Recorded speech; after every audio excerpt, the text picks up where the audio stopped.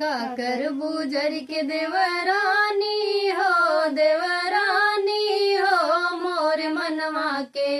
मोर मनवा के मिलल परानी हो मोर मनवा के मिलल परानी हो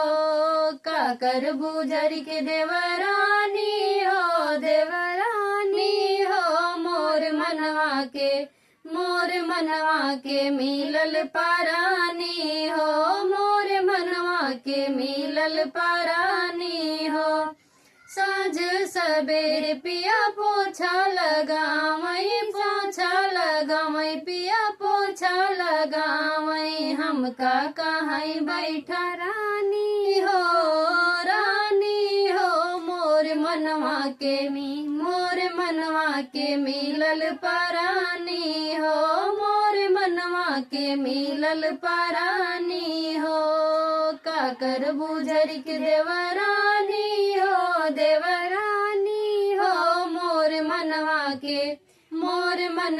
के मिलल परानी हो मोर मनवा के मिलल परानी हो साँझ सबेरे पिया चाह बनावई पिया चाह बनावई हमका कहीं पीला रानी हो मोर मनवा के मिलल परानी हो मोर मनवा के मिलल परानी हो काकर बुजर के देवरानी हो मोर मनवा के मिलल परानी हो मोर मनवा के मिलल परानी हो